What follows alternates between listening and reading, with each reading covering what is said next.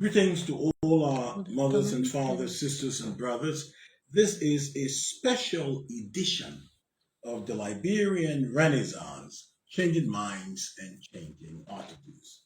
Special because today we are coming to you from the Ellen Johnson Sirleaf Presidential Center for Women and Development here in Sincor, Monrovia. Our guest is Her Excellency Madam Ellen Johnson Sirleaf, and the center has celebrated 5 years of its existence. And the word that is out, it is doing so wonderfully well. We've come now to interview her on this Liberian Renaissance, changing minds and attitudes, to ask, how did it go on last Saturday? What are the plans for the center moving forward? What are her perspective on Liberia, the country she led for 12 years? How does she see Africa faring and women development across Africa and the world? I'm Larry Bropleh. At one point, you will hear from Ruben Dolly, the young man who is along with me on this program. Madam, we welcome you and happy 5th anniversary to the center.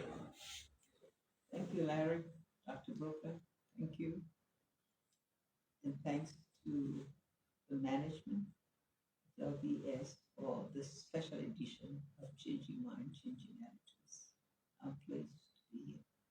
And you're doing good, madam. You look good. Your voice continuing to resound, particularly as you push for global peace, women's rights, and a just and democratic world. I'm almost envious of you at your age. I want to get to your age now, but not yet, not so fast. But you're doing well. I do wish you'd get it. I wish so too. And I'm thankful to God, after all, for being able to keep me alive, giving me enough stamina and health to be able to carry on my work. So, and also just be pleased that I'm a Liberian, live in Liberia, spend my time promoting Liberia, and of course, you know, my main focus is the protection of women and the promotion of women to higher positions of leadership. Absolutely, and that's why we're here. The Presidential Center for Women and Development celebrated 5 years this month, and Saturday was the climax of it all. It was an elaborate program. World leaders across Africa, and President Boyka was also in attendance. Madam, what can you tell us about the event? You must be very proud. Well, you know, it was the 5th anniversary of the celebration at the EGS Center. The flagship program of that center is something we call the Amuje Initiative. Amuje is a Kru word that means going up. And on the Amuje Initiative, but let me go back and tell you how we started. Yes, please. In 2018, when I accepted the Mo Ibrahim Prize for Good Governance in Abidjan, I stated in my speech that I will spend the better part of the rest of my life promoting women to higher positions. And I said it because of the long road I had to leadership to become president. I also said out of the prize money, I would donate a certain percentage of that prize money to being able to establish a center for the promotion and protection of women. That's how we started. March 8, 2020. It was International Women's Day. Right after that, COVID hit us. So in a way, you could say that for the first 2 years of our work, we couldn't do very much. because all the nations was fighting COVID at that time. But we took off sufficiently to get started. And the first person who was there when we inaugurated the center was Dr. Ophelia Weeks. And I saw her She on became Saturday. the first executive director after she left the presidency of the University of Liberia. And she actually, those initial days, she really put everything into it, you know, forming the bylaws, forming the laws we need to do, all the different processes for being able to have a structured institution. She did a lot of that initial work. Well, we aim to have 15 women every year that will be recruited on the basis of recommendations from board members, on the basis of people who would apply, whatnot. Um, Today we have 42 of these women. We have 3 cohorts. With 5 years for 3 cohorts because, like I said, 2 of our years were lost. And they're about to go to announce the 4th cohort. And let me say, when we started, those people who were with me in terms of the guidance, the support,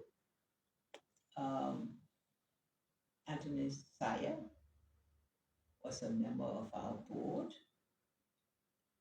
We also have Sharif Abdullah, is a member of our board. We have Khalil Abujadi, he's a major person here. We have Stuart Cooper. Yes. Jamie Cooper. They had a big win. As a matter of fact, she was one who worked with me for initiating the Amuje initiative. She has transitioned from the board, but she continues to be part of the family as we see her. Linda Thomas Gramfies headed the foundation, which was based in the United States for those who want to benefit from the 501c3 facility to be able to have against the corporate taxes to be able to say Judy Moore was part of the foundation in the States. Raja Panjari, he did a lot of last mile health program here. So he was also on that foundation board. And Alida Black, she works with Hillary Clinton. And so these are all the people. So we have these Amuje leaders from 19 African countries. And the idea is to promote them, to advocate for them, to profile for them, to have some learning things where they will meet with mentors. And mentors are former women presidents. Me, Joyce Banda, all of the others we have. And let me mention a major member of our board was also Ngozi Okonjo Iweala. In fact, she was one of the WTO. Current head of the World Trade Organization. She was a major player. And so the other 2 pillars beside the Amuje initiative is strategic research and communication. And for that, we try to keep track of women's roles, those who are being promoted, those who are holding strategic positions, Amuje leaders who have broken through a barrier to be able to get higher positions, whether it's in parliament, whether it's in executive position, whether it's in civil society. The idea is they will be able to move up. Then we have the library and archives. And the library, we've been collecting books, personal books, biographies, autobiographies, other books from Liberian writers, so that we're going to have a library that people can come, scholars can come, others can come for information on the history of countries, the thinking of people. And the archives is to be able to put up photographies, photos, writings, things of women who have made a difference in their society. Obviously, my own experience, will also be conveyed through digitized documents. And for my personal papers, the center has already signed an MOU with Harvard University Library. And so we expect not only my own experience and examples and photos will be displayed through digital communication items, but also other women in Africa who identify those women who have done so much in their societies to bring change, to promote development. Their photos and everything that we can get from them will also be displayed. It'll be a rich library. Very much so. My personal papers are now being held by Half House. They have a contract to hold it for scholars for time. Now, the presidential papers, those things that I signed when I was president, is here. The Harvard team is here for the program, exactly working with the security of the country to look at those papers and to categorize them and determine which can be digitized for exhibition purpose here, or which, in fact, all the originals go back to the National Archives of the country, but they're here to work with them to categorize it. And the last one, and the one that we didn't say too much about at the anniversary, was raising the money to be able to put out what we call Africa Women House. Musieja. Musieja is a fine name for Women House. Musieja, we have estimated about 10 million involved, but at least 2 million of that, 3 million of that will be for maintenance, to be able to ensure sustainability. Conceptual design. And the first one. Then the other one would be the architect that's going to see how we are going to place the items in the building. And then, of course, we have a Liberian architect, female architect, got all of them. Karen Richards. She is now in charge because she has to take that conceptual design and break it down into what they call a BOQ. Yes. Those are quantity. That would say exactly what it would cost. So list, all the plumbing materials, all of that. Her wife, she says hers will be finished by the end of June. Oh. And we know exactly what it is. And the idea is to use as much local material as possible. And local manpower. Yeah. Now, we asking, first of all, well, I'm sure you're going to get to be about the president. So I will leave that one for you to ask before you get to it. So, preempting my interview. Yeah, I know you're going to get to something to do that. So let's say that with those 3 pillars, and what we have said, the rest of our programs are also 10 million each for our programs and for our data hub, our research and communication. But now we can go on. I've given you something in. I would say one more thing about the meeting, because you see a lot of GIPs. Most of the people who came, well, what I call, we are all part of the former groups. Right. Exactly. So, the elders. The elders. President Obasanjo was here. President Sally Walk from Ethiopia, former president, was here. But we also have a very important person, Benita Jill. She's the African Union Special Envoy for Peace and Security. She's from Senegal. She's from Senegal. And she's been very instrumental, going back to the time when I was running my campaign for president. She was running something called Fence Solidarity. I remember that. And they were supporting me in those days. She was also here. Then we have Christopher Muyan, he's a Cameroonian working for National Democratic Institute. We call him the he for she. Right. And so they were also here as key people. Of course, we had many other local people, business people, officials of government, and all of that to make it a wonderful occasion.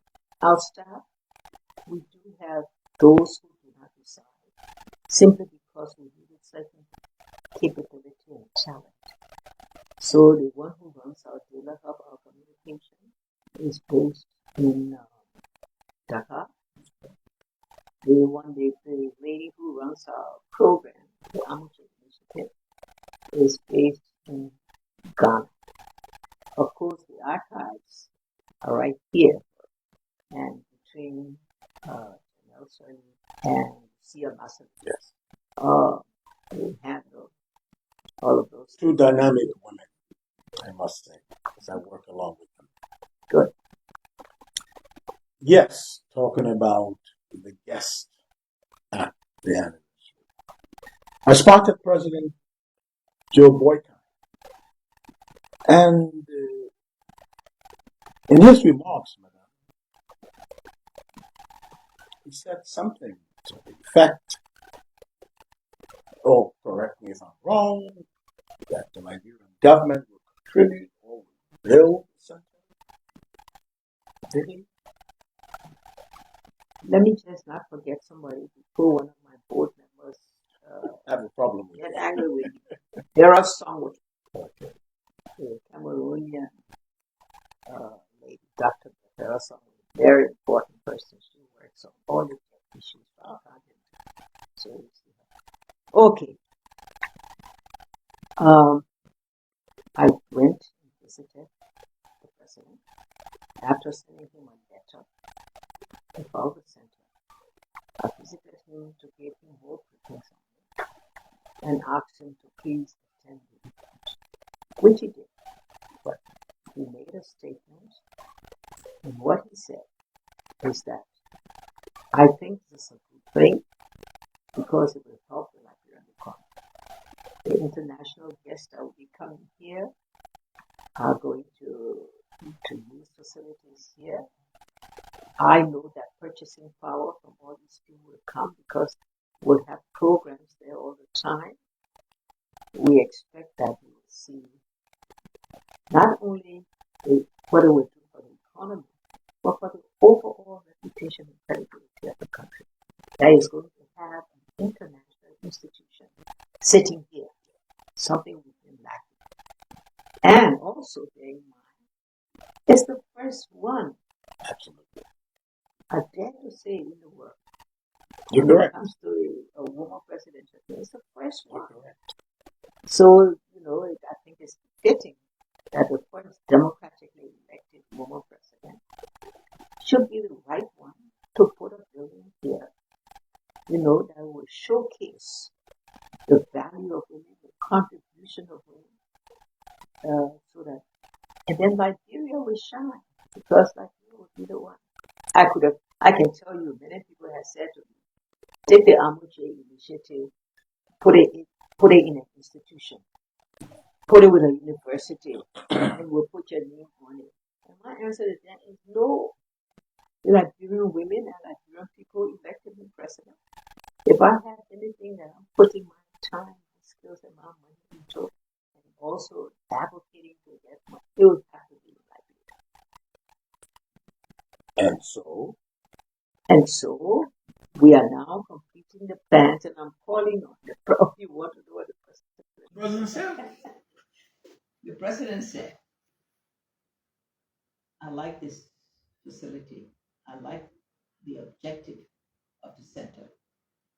I will make a personal contribution, and I will also make or also facilitate a government making a contribution.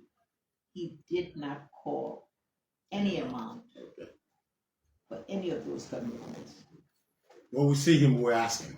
But at least he made a commitment, public commitment, which is good. I think it's a step in the right direction. And we're happy for that. This is your program, The Liberian Renaissance, a special edition.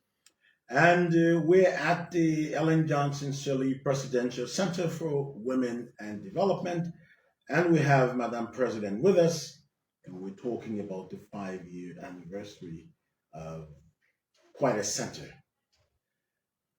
Now, MasterCard Foundation.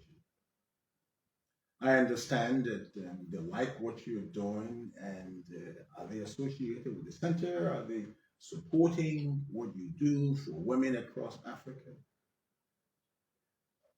I sit on the board of MasterCard Foundation. Liberia is not one of their priority countries. They promote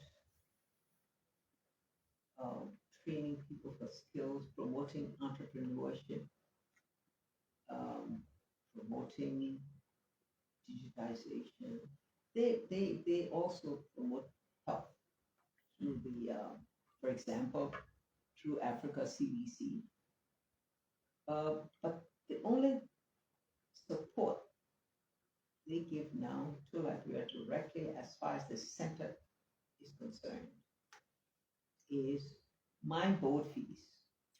In keeping with MasterCard Foundation policy, has to be used for some development purpose in the country. And so we have what we call the Liberia Support Program. We're helping 3 or 4 programs on this. It's not a huge amount of money, but it enables us to do something for Todi Mission, for his mission.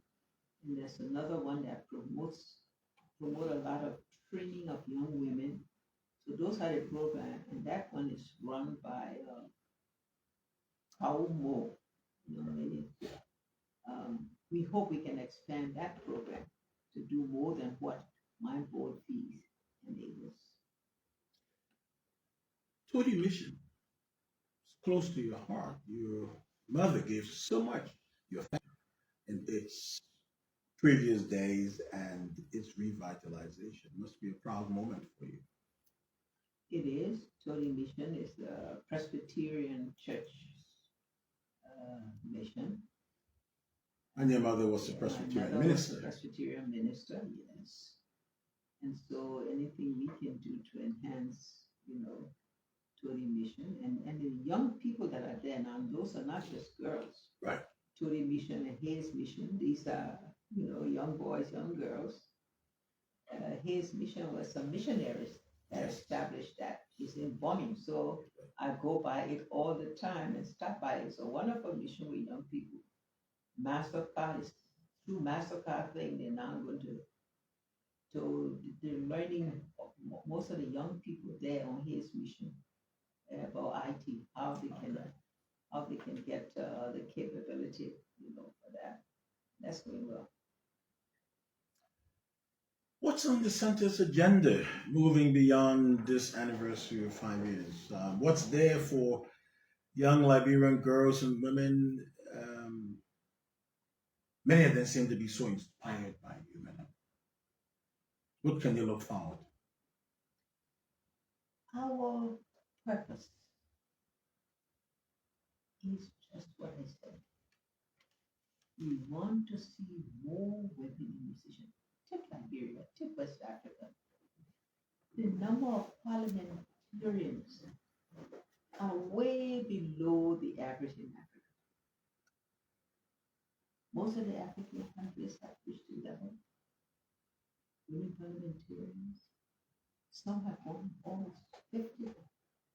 When you deal with Rwanda has the highest number of women parliamentarians in the world. Yes. Not just in Africa. Yes. South Africa, Uganda, most of those countries. Senegal is now moving, is the only one in West Africa.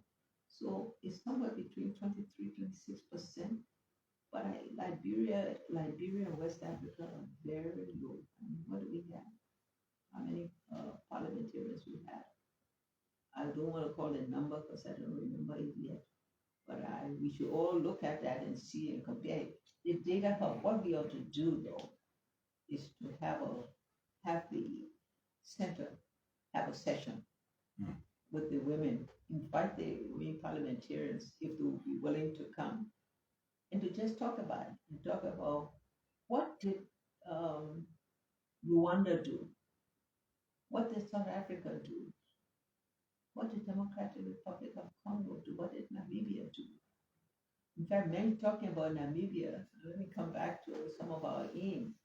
The second woman president in Africa, democratically elected, will be inaugurated March 21. Yes. And I will be there because we both were in the Beijing conference of 1995. Yes. It's now 30 years. She was there, I was there. I was then head of the Africa Bureau in UNDP. So you see, that's the progress, but not enough progress. The second one, I pledged. I can't make it happen myself, but I said through our effort, we'll have at least 5 women presidents in 10 years. That's not a big number, but it's something we all have to work for. If we already have 2 now. Tanzania has a woman who's acting president.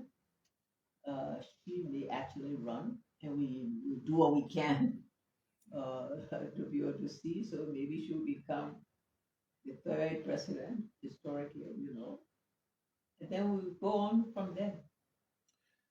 Madam, I want to stick with this for a little bit because you are a Liberian, first woman to be elected Liberia across Africa. And there are so many women across the world and in Africa that seek their inspiration from you, and they're climbing the ladder, they're in the legislature. But in Liberia, I don't know whether it is the mindset thing, but we don't seem to be so excited to push women forward. I'll give you a case in point before you answer. There's not going to be a by-election in Nemba. One of the candidates,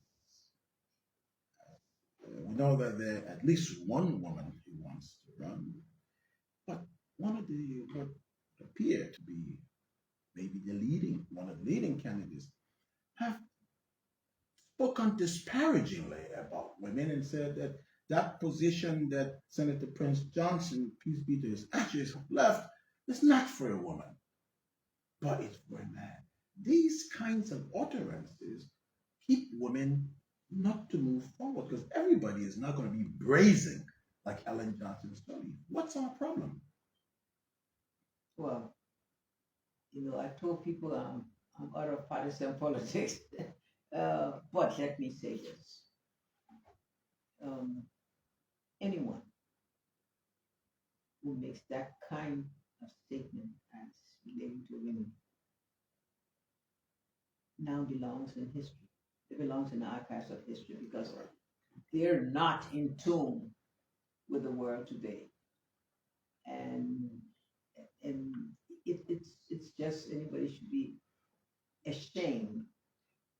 If this is a man who made those statements, as you said, Yes. what does he think about his daughter?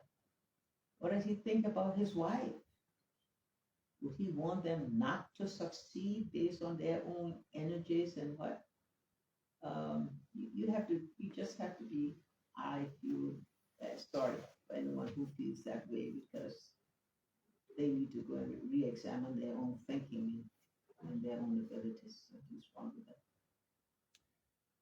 And part of the center's programs is about emboldening women, as I'm correct, to step up politically and find their way. That is our mission. building women up requires expanding the opportunities for learning through academics, the training of that, through experiences, through reading, all the things that we expect the center to do to prepare the women, involving them in international work and making sure that they get what they need. One of our very proud Amuje leader who was in the first cohort group, the first initial group, is Yvonne Akisoya, the mayor of Freetown. Yes, I know her. On International Women's Day, she announced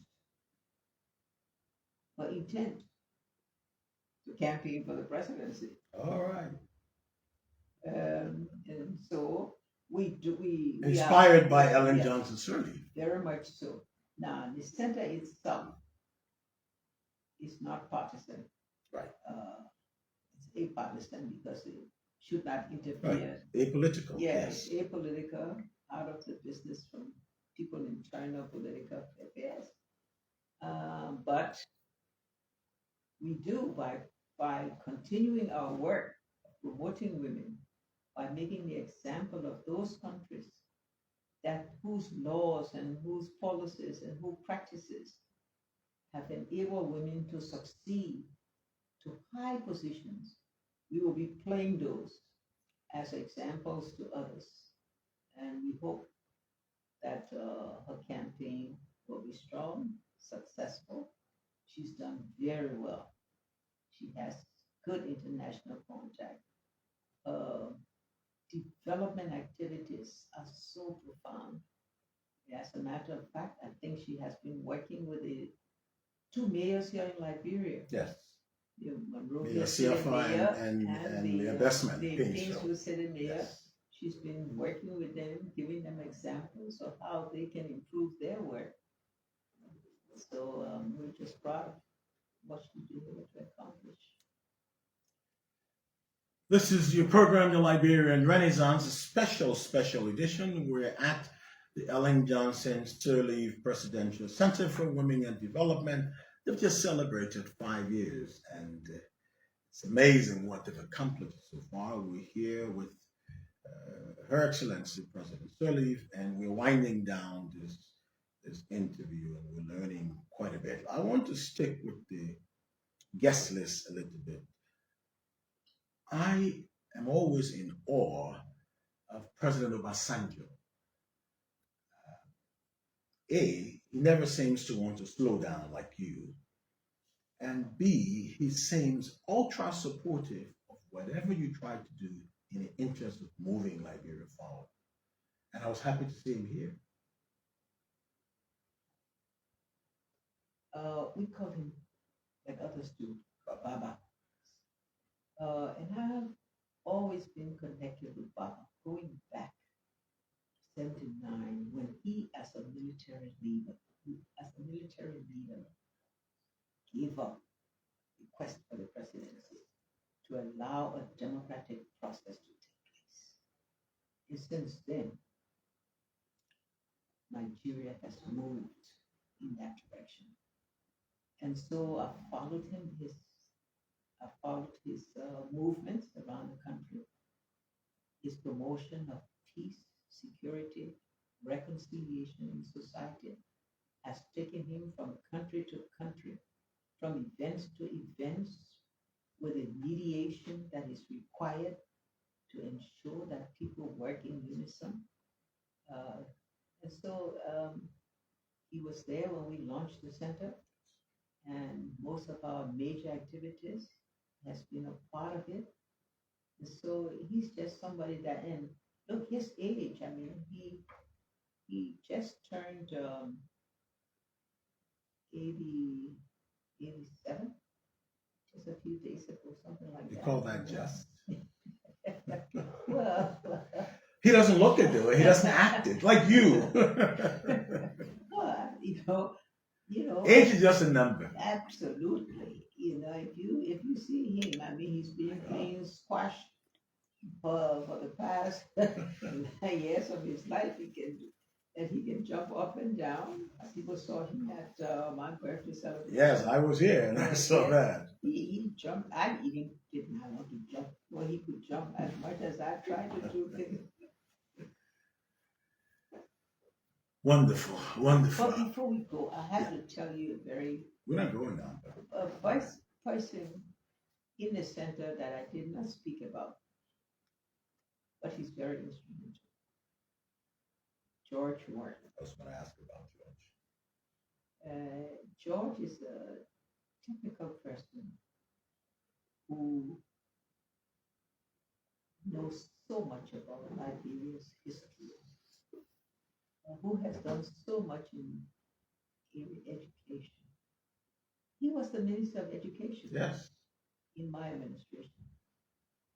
Came And up with since some then, bold he's plans. worked with me in so many other ways. Some of the programs that I worked on in the health center, because Ebola gave me an opportunity to start a whole program that's now blossoming on the promotion of community health workers. And he has worked with me on that program. When I finish here, I'm going to start a program, a Zoom meeting. What part of the program is supporting community health workers. And George has worked with me on that. And so when our last executive director transitioned because she wanted to go back to her country, Gambia, to prepare herself for elections, Oh my. a presidential election, which she tried before and didn't make it. So she's going back to try again. And we have to go through a long process to get the successor for the next executive director. So we have asked George to sit in as officer in charge. And that's to make sure that he provides some of the technical underpinnings that we need until the executive director comes.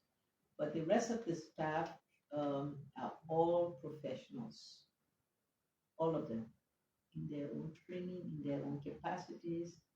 All of them are called directors, and they all came to it through a competitive process. My granddaughter is there, Chanel, but it took me a long time. She has her master's. It took me a long time to convince her to leave the United States, where she's a citizen, and to come and work here. And she's been doing a great job. I've worked with her on I didn't want to call your name, but Dr. Bropleh provides legal service to the center, as to others. Our main one is the former Solicitor General of Liberia, Mary Lavin. She is the main lawyer for the center. So we use Liberian people. Someday I hope the whole staff will be Liberian. Maybe we'll get to that sometime. But mind you, it's an international center, so you want a flavor of not just Liberians. You're correct about that, but Ellen Johnson Sirleaf, this is who she is. Now, we're winding down, madam, I can assure you. I just got one or two more, and then I'll let Ruben ask his question, and then we'll close out on Memorial Day on tomorrow. In recent weeks, we wake up in the morning, we hear the police and motorbike people with clashes. We wake up in the morning, we hear the police and the military people with clashes. And you were president for 12 years, and you took Liberia out of the rut, literally, work with international partners and organizations, and build a professional police force, build a professional army. What's happening? Why are these things? They seem like the slippage is backward rather than rising forward, madam. I don't know why. Because there's absolutely no reason for this type of confusion. Liberia is seen as an example of a nation that has had two successful transitions, two former presidents resident in the country, and another president carrying on the agenda that was set forth in the country a long time ago through the first regime right after the war, when we brought peace. You know, the agenda for that was set. All it required continuity, and all it requires is personal commitment and sacrifice. Liberia is a poor country. We don't need to make ourselves poorer by our own action. I think Betty Warner, the former Anyone? Yes, president, yes, yes. he said, Methodist he bishop. said the trouble with us is It's us. us.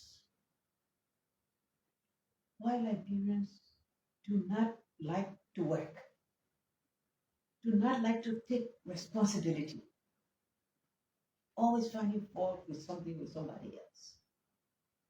You know, just look at what we have and what we can do.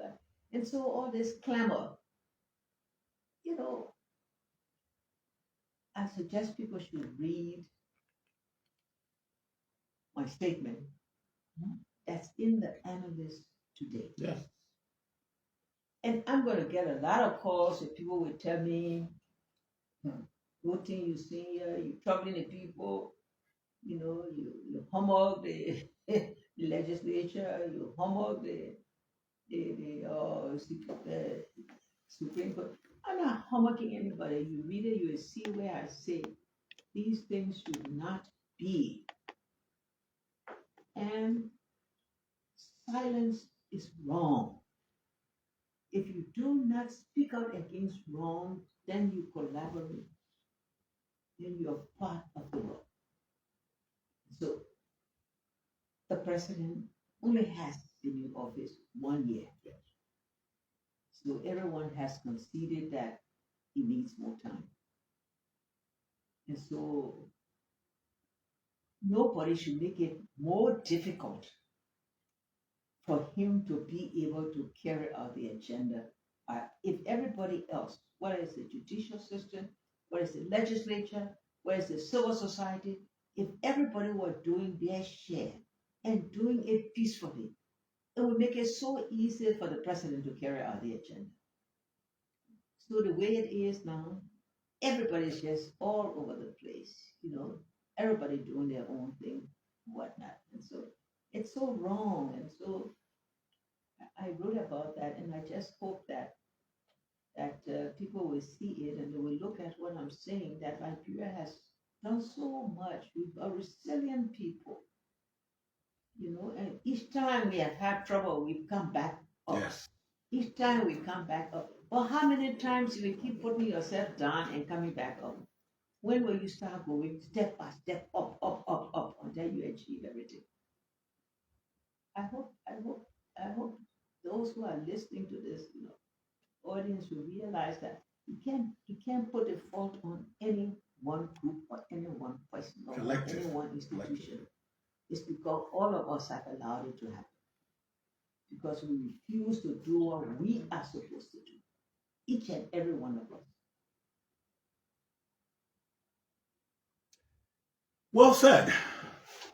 This is your program, The Liberian Renaissance. We just got about 2 more questions to go. We're in conversation with Her Excellency Ellen Johnson Sirleaf, former President of the Republic of Liberia. We're at the Ellen Johnson Sirleaf Presidential Center for Women and Development. My next question you've already answered, and I'll just say it for the record.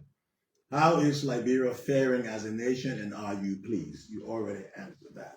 So I would just move on. Ruby? Ruben, you think I answer it? Go ahead, madam, please. No, I asked him Ruben. Yes, ma'am. Yes, ma'am. I answer it correct? Yes, ma'am. I always like to hear So you give me 100%. Yes, ma'am. One Okay. greetings, Madam President. Mm-hmm. I'm Ruben D. Dolly Jr., and I'm excited to meet you again today. Okay. Madam President, in your opinion, what are the most pressing challenges currently facing the youth of Liberia, and how do you think these challenges can be effectively addressed? Jobs. The youth need jobs. But to get jobs, you have to have the businesses, the institutions that will create those jobs. That's what's lacking. Private capital, private investment in Liberia is at a very low level because they see all the confusion that goes on. Youth must at all times have the right to protest, but they must protest in peace. When motorcyclists go and burn police stations, a motorcyclist go and harm somebody, because of something that no one had control that happened to them. Maybe motorcyclists get hurt. And they get angry because motorcyclists get hurt because of the conditions, because the police hasn't done enough to keep them off the street. Then they go and they rage. That is sending a message to the world that the country is not stable. And nobody wants to put their money in a country that's not stable. We get the big corporations. What do they come for? They come for the extractive industries. They come to take the gold. They come to take the iron ore. They are gone. They will take it the way it comes from the earth and send it where it will produce the steel. It will produce all the other things in another country. They're not doing it here. Our population is small. If we want to really attract private capital here, given the smallness, they've got to see a conducive environment. They've got to see a place where business is welcome. They've got to stop people who go to the airport and investors come. The next thing asking them, your son here, your friend here, asking for money. Not just the airport doing people, things. government officials and as it's well. done at all levels, whether it's at the airport or whether it's at the ministry, where somebody say, you can buy me lunch today. Or on a bigger level, whether it's legislators, whether it's people in the presidency, whether it's asking investor, or before you can get your contract signed, before you can get your concession agreement signed, you gotta put some money there. It's wrong. And somebody say, yeah, you president. People think I got plenty of money. When I die and they see my will, they will know I got plenty of money. Said they would maybe believe it while I'm alive. Let them wait till I die. Then they will say, oh, she gave it to her son Robert, or she gave it to her son this. Lie. Because I grew up in a different environment where honesty, hard work, humility is what we live by. That's what got me where I am. That's what got me the prominent person I am. Because I work in other people's institutions. And I spend my time doing my job the way I'm supposed to do it. And I earn the money on the basis of how I work. From working in a restaurant with cleaning tables for people when I was going to college. To today, to presidency, when I stayed at 11 o'clock in the night working. Or today, when I work as old as I am, I still work every day. That's why I can be proud to be where I am. Because no single person can say to me, you came to me and you asked me for this. I work hard for me to raise money for the center because I'm too proud to ask people for anything. Anyway, Ruby, I answer your question? Yes, ma'am. But please carry on. The Liberian Renaissance in conversation with Ellen Johnson Sirleaf tomorrow, second Wednesday in March, is set aside as Decoration Day or Memorial Day at the legislature. Not too long ago, you joined some of the families in memorializing former President Tolbert and other people who have now gone to the great beyond. In recent years, we're seeing that Decoration Day seems to be misguided. People use it more for going to the gravesite, drinking and merrymaking. But we have a nation that needs to seek a lot of healing and reconciliation because of the things that have happened to those who have gone before us. Madam, I know, let me personalize a little bit, that you will be remembering your children, your sister, and others, and your parents. What can you say to Liberians as we wake up tomorrow, as we go to the cemetery, we lay flowers? What can we say about how we should embrace this day to the benefit of the unity of our country and the memories of those who have gone before us? As our forefathers meant it and legalized it to make it a holiday, it's meant for the time for reverence, the time for memory of those who, their family, their friends, their associates, who have lived their lives, most times making major sacrifices, but have gone, and a time to remember them, a time to memorialize them. In my administration, we tried to find out all the previous presidents, to find their graves that are scattered all over the place. And it hurts when one or two we can't even find, to be able to memorialize them, to thank them for their service.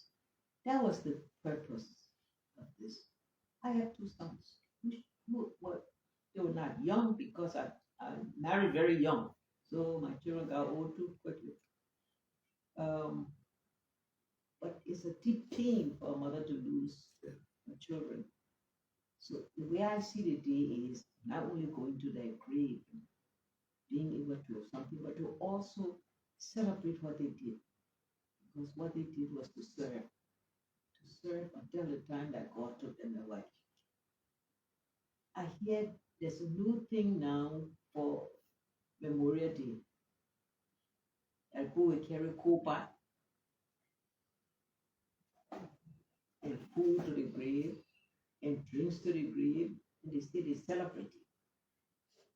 Yes, you can celebrate the life of those who have gone beyond, for how they served, for who they were.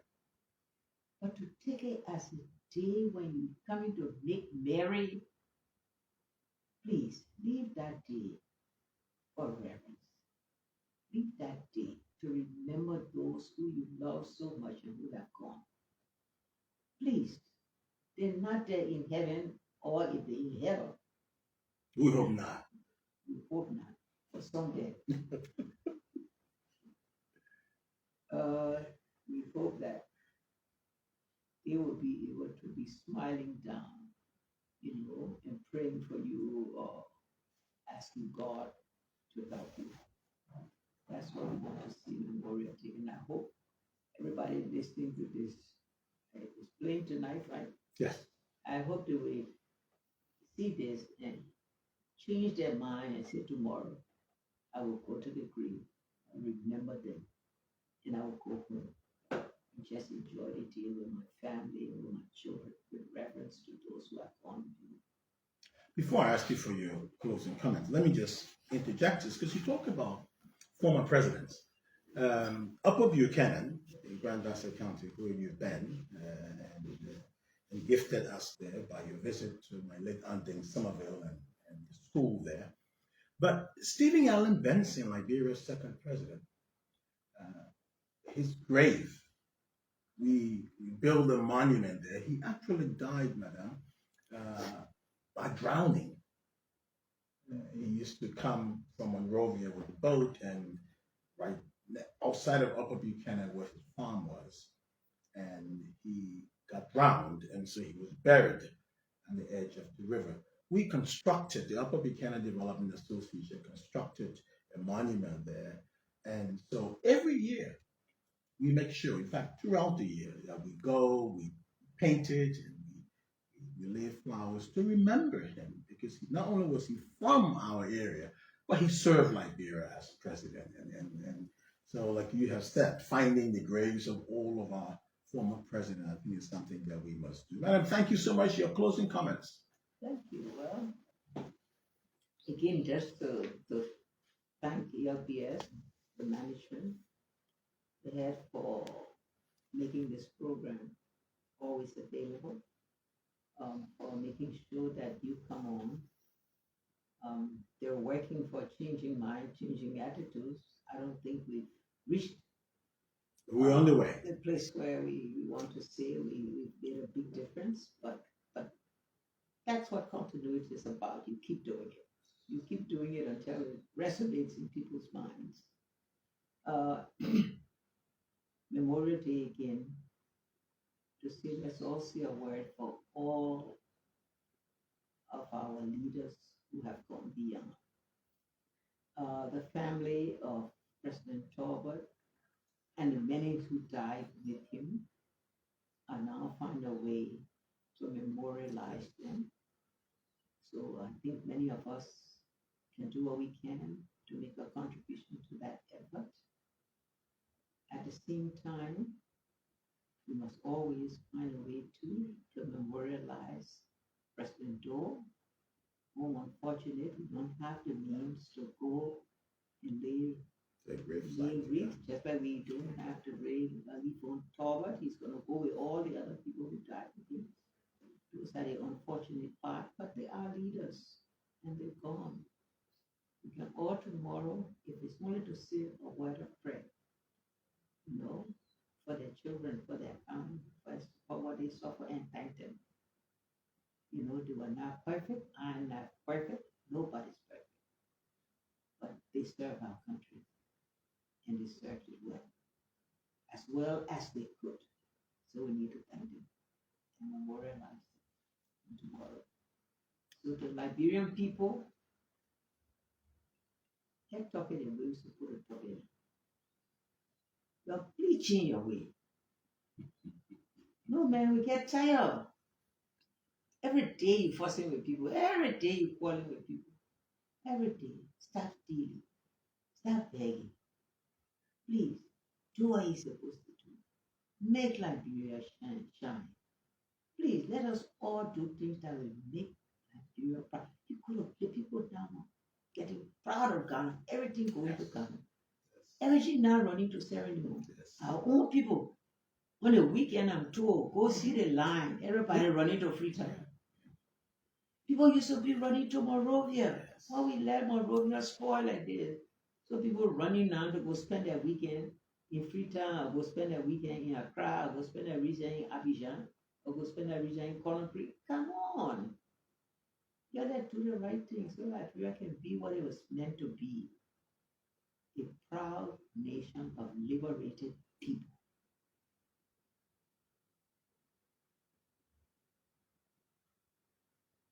God bless you on Memorial Day tomorrow. The voice of former President Ellen Johnson Sirleaf. I always say a maverick, a woman who has given so much, not just to Liberia and Liberians, but across Africa and the world. We've been in conversation with her on the grounds of the Ellen Johnson Sirleaf Presidential Center for Women and Development. 5 years and still going, hoping to construct complex where they'll be able to train women across Africa and the world and empower so many people, a library where people can come and see and learn about so many things. This is Liberia. True changing minds and changing attitudes moment. I've been here, Larry Bropleh, along with Ruben Dolly, and Damawa Kamara has been, Fofana has been our social media expert. This program will be rebroadcast on Saturday at 4 p.m. on ELBC and on Radio West on 107.3 in Grand Bassa County, Buchanan. Until next time, be an agent of change. So long.